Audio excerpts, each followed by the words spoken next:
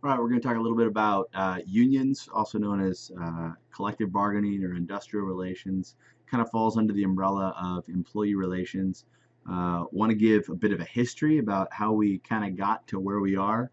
And if you end up in a union or working in a union shop as an HR person or as a manager, some things to do and not to do. So first, just a little bit of history. So definition of a union is a formal association of workers that promote the interest of its members through collective action. So a union is a business. A business produces services or products, right, to make money. A union provides the service for acting in the best interest of their members, and they make money while doing it. So a lot of people have an idea that there's a business and a union. No, a union is the business. They get their revenue through union dues and through organizing different groups of employees known as collective bargaining units. So types of jobs or types of work or levels of work, stuff like that. People will join a union, pretty straightforward, if they think the union will be better for them and their own life than if they just negotiate individually with the firm. So it's the idea of collective action versus individual action, with collective action being power. So I use examples sometimes in classrooms, like if I'm teaching and someone says, "Oh, James, your grading wasn't fair," I can say, "Oh, whatever." And they go to my dean, and my dean says, "Whatever." They go to the president says, "Whatever." But if 70 people in my seminar class piled into my dean's office, my dean couldn't ignore it at that point. Now it's collective action. We've all agreed this is an issue. So why do employers resist unions? Well, quite obviously cost. Unions are more expensive. They affect how they're managed. But I think like at a core level, a lot of it goes down to control. That is, who gets to decide what happens here. And if an organization doesn't have a union, they can make quick and unilateral decisions. Whereas a union may say, well, actually, no, we want to negotiate that. You can't just make that decision. So who gets to decide is a lot of it what it boils down to. I used to have an HR professor that would say, if a company has a union, at some point they deserved a union. Meaning, if you're treating your employees well, you're caring for them, you're listening to them, you're making changes, you're paying fair working conditions, etc., then usually in that case, employees don't go, oh man, this is so good here, we should go get a union. Usually it's, wait a second, this isn't fair. The number one reason for unionization is arbitrary management decisions. So management says we're doing this, the union person says, or an employee says, well, why are we doing that? They say, well, shut up, I'm the boss. It's a lack of procedural justice. So the easiest way to not get it, to not have to deal with the union is to never get one in the first place. Treat your employees fair and right. And unions have, I read an article that said why unions are going extinct. And they kind of are going extinct in the United States. I don't think they'll ever disappear. But this is overall since 1983. In the 1950s, unionization rate was up to about 50% or close to it. And it's been declining ever since. When we separate it by the public sector and the private sector, you can see some massive changes. Public sector unions are much more popular. Public sector benefits are usually higher. That's because of unions. But you can see the blue line here is the private sector. It's down below 10% at this point. So 40% of their market has disappeared in terms of if you think about union marketing. So definitely a small part, and they're doing a lot of work in Congress. If you're an organizationally minded person, a business minded person, you might look at a union and go, it's kind of like you just cornered a rattlesnake. They don't have a lot of customers left, so they're going to be a bit more aggressive. The history is fascinating. So the Railway Labor Act in 1926 was kind of the first one, and it said, all right, the government was anti-union for a long time. 1926, they said, okay, we're gonna allow some unions to go. 1932, a little bit more, and then the big fat daddy was the Wagner Act in 1935. That was in the midst of a depression. If you ever seen the movie Cinderella Man, it does a great job of kind of describing the union environment at the time, Russell Crowe movie. And in 1935, they passed the Wagner Act that basically said at a federal level, we are going to protect workers' right to organize, workers' right to collectively bargain. And then they came up with a list of what are called ULPs, or unfair labor practices. And if you are an employee, or if you're a manager in an organization that has a union, you've probably heard of this term before. There's things that you can't do. It's illegal under the Wagner Act. They're called unfair labor practices. Like the union gets to run their business. You don't get to interfere with that, with elections or how they make decisions, stuff like that. They have their own rules and laws and bylaws around that. You don't get to get in with. So you can't interfere with elections, the formation of a union. You can't encourage or discourage membership in any particular. You can't make promises to employees. You can't fire someone for wanting to start a union. And then if you get a union and it's certified, you have to bargain with them in good faith. You can't just say, I'm not going to negotiate with you. You have to all by law by way of the Wagner Act. And the board that oversees all of that, you can see there's a lot of government boards here. So Social Security is overseen by the Social Security Administration. The Occupational Safety and Health Act is overseen by the Occupational Safety and Health Administration. The National Labor Relations Act, or the Wagner Act, is overseen by the National Labor Relations Board. So each of these boards, you hear terms like, if the president brings in their administration. What is their administration? It's people who they assign to boards like this. So they're the ones that basically issue opinions and deal with elections or violation of elections or unfair labor practices, all under the Wagner Act. There are three main laws. Really, they're the legislative foundation for collective bargaining in the United States. The first one on the lower right is the Wagner Act. That's rights of unions and workers.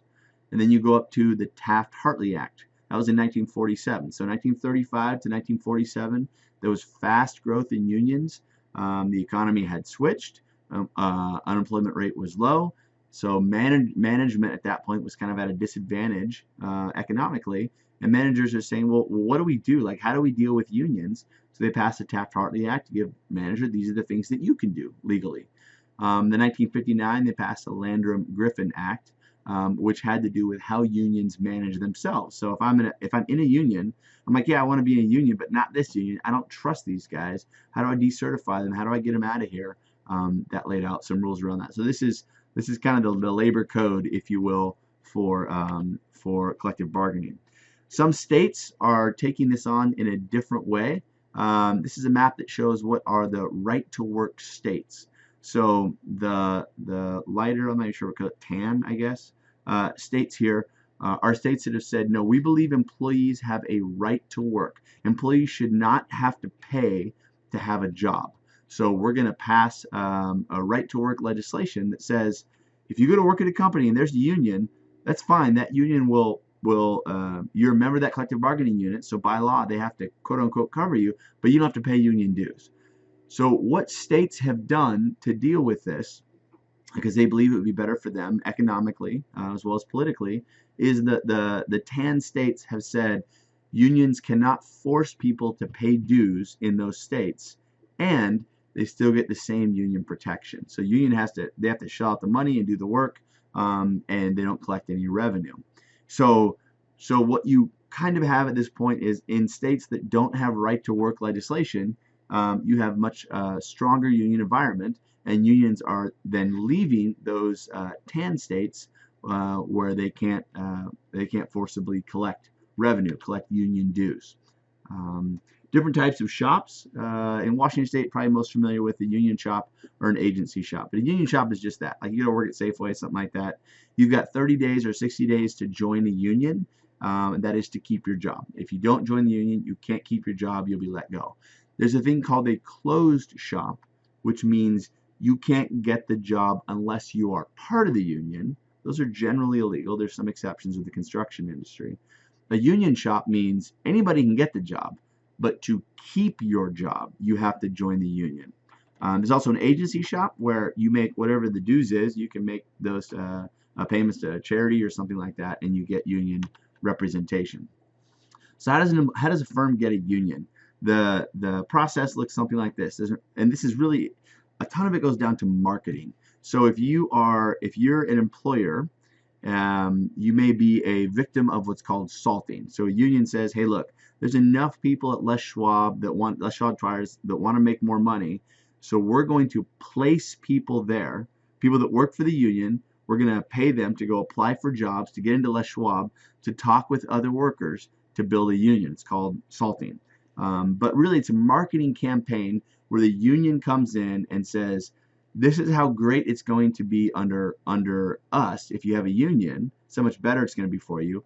And the organization says, no, no, no, no, you got it really good right now, and a union's not going to help. And by trying to win the hearts of the people, if you will, for the election.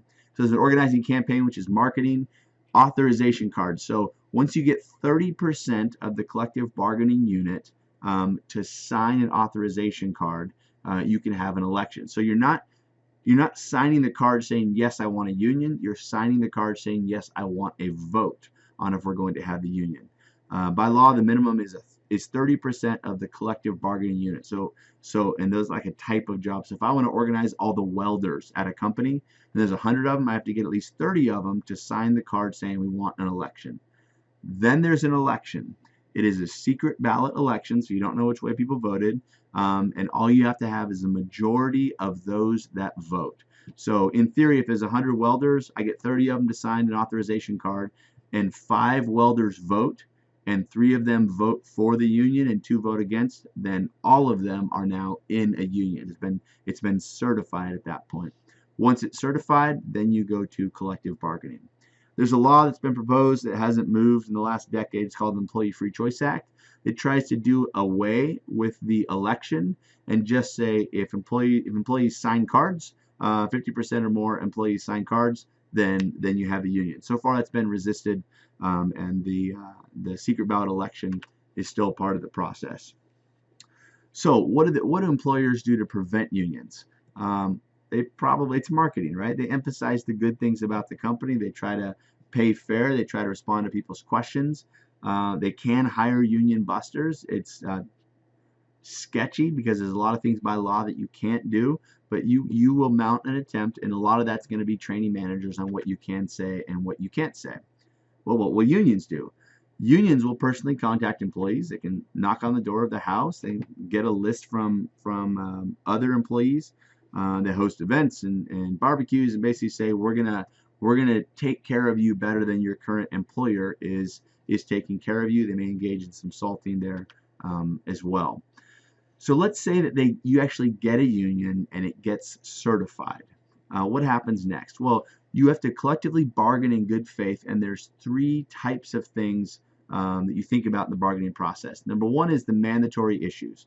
So by law, there are things that you must bargain about. We have to agree on compensation. We have to agree on time off from work, agree on retirement and health care, stuff like that. Then there's permissive issues. We can talk about these things if we want to. And then there's illegal issues, things that you can't bargain on. By law, they need to be off the table. Mandatory issues are just what you would expect. It's kind of bread and butter union work, wages, merit increases, bonuses, pensions, promotions, how everything is going to be handled. Grievance procedures, if somebody feels like something was done to them that's unfair. So like if I'm not treated fairly, what I would do is go to my manager and say, hey, let's figure this out. But what I could do is I could go to a union member and say I'd like to file a grievance because this thing was unfair, and then there's a grievance process. All those things must be determined, must be part of the collective bargaining agreement or the contract, the labor contract, same thing. Process looks like this. You prepare your kind of initial demands, which are of course never met, and you start bargaining on those. And the idea is you figure out what's the most important to the other person. If the union comes in and I'm bargaining and their issue is retirement, I'll say, okay, we're going to give here on retirement, but we're going to cut back here on merit increases or bonuses, stuff like that. So you're figuring what's most important to you. I'm trying to figure out from the company, what do I think is most important, A, to employees, and also B, to us remaining competitive.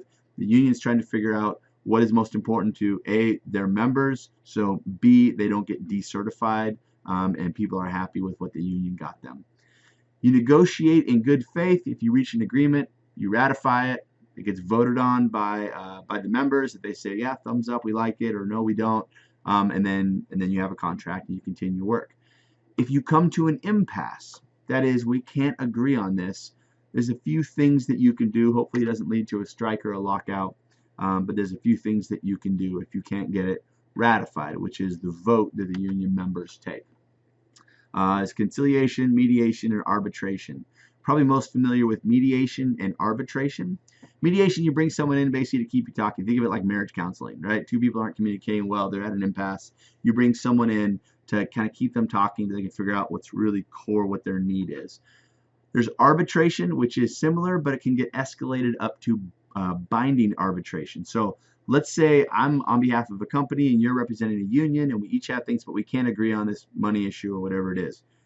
If the two of us can agree on an arbitrator for binding arbitration, basically, and they're usually judges or lawyers, we sit down with them and say, here's my case, here's what I think is fair. The union says, here's our case, here's what we think is fair. And the arbitrator, if we've agreed to binding arbitration, the arbitrator goes, okay, here's your deal, and they spell it out, and then we are now forced to accept that deal if we've submitted to binding arbitration. It's a way to kind of keep it going so you don't lead to a lockout or a strike, which usually costs everybody a lot of money. A lockout is when managers say, look, we're going through this negotiation process, we can't get to an agreement point, and where I've seen lockouts is where the organization is alleging that workers are becoming violent, they're becoming disruptive, they're slowing down work on the job, or even they're damaging product because they're angry because there's no contract. So we say, okay, lock them out, shut down, or suspending operations. The flip side of that is a strike. When you're under a certain contract, which goes until the new contract is there, right? You're under a certain contract, and employer and company is saying, no, we're not going to give you everything you want, and workers are saying, well, then we're gonna strike and we're gonna stop working. That means they're not getting paid. So if there's a couple different types of strikes. If there is a labor strike, employees don't get paid during the strike. So they want to go back to work and get paid. The organization's probably not making money during the strike, so they want people to come back, but they're calculating how long will these guys strike. Like if they'll strike for a year, we go out of business. But if they'll strike for a month and come back and accept our deal, maybe we'll be better off financially in the long run. When there is a strike or a lockout, highly depends on leverage. So I remember shortly after 9/11, I was at Boeing. Boeing was bleeding cash, and the engineers threatened to go on strike. And the president of Boeing Commercial basically, in a nice way, said, go on strike, please. You do us all a favor. We're not selling any airplanes, in case you didn't notice that. And so we're losing money. So if you go on strike, we don't have to pay you. Please go on strike. The engineers obviously did not go on strike, and they took a contract they weren't particularly happy with. However, about 10 years later, Boeing was making a ton of money selling a bunch of airplanes, and the engineers said, give us what we want or we're going to go on strike. And Boeing said, please, no, you can have whatever you want, because if you go on strike now, we're going to lose a ton of money. So it really depends on the timing and who has the leverage at the time. Important to know that there is a high degree of unionization in the public sector, but many of those organizations cannot go on strike because they're paid for by taxpayer dollars. So for example, if there's an emergency and you call 911 and somebody answers the phone and says, hey, sorry, we're on strike right now, we can't take your call, that's not going to cut it, right? So they can organize and they can protest and have a union, but they don't have that like a lot of teeth to go, we're going to go on strike if you don't do this right. Police officers, firefighters, again, they can protest and they can make demands and try to engage the community, but they can't stop work being paid for by taxpayer dollars. I mentioned there are different types of strikes. The most common one is an economic strike and an unfair labor practice strike combined. Why is that? If a union goes on an economic strike, meaning they're not paying us as much money as we want, then the organization can actually replace all those workers with other workers. But if the union goes on an unfair labor practice strike, then they eventually, after the strike, all those workers get reinstated. So if you're a union, what you do is, if you know you want more money, you say, we're going on a strike, it's an economic strike, and there was this unfair labor practice over here. Maybe it's legit, maybe it's not, but you will say that so you get your guaranteed reinstatement for your workers. There's a thing called a wildcat strike. That is basically a strike that's unauthorized by the union, where you have a bunch of union members and they say, no, I don't like the deal that's being negotiated, we're going to go on strike. Even though you don't approve it, we're going to go on strike anyway. Jurisdictional strikes, you can read it, and I saw a sympathy strike once. It was actually kind of cool. Sympathy strike, the one that wasn't cool, I was in Greece trying to get on a train to go to a place called, I think it's pronounced Meteora or something like that, through there to go to Istanbul. And the trains went on strike. Greece was having a lot of problems at the time. The trains went on strike. And I thought, hey, I'm in Greece. Ain't no thing.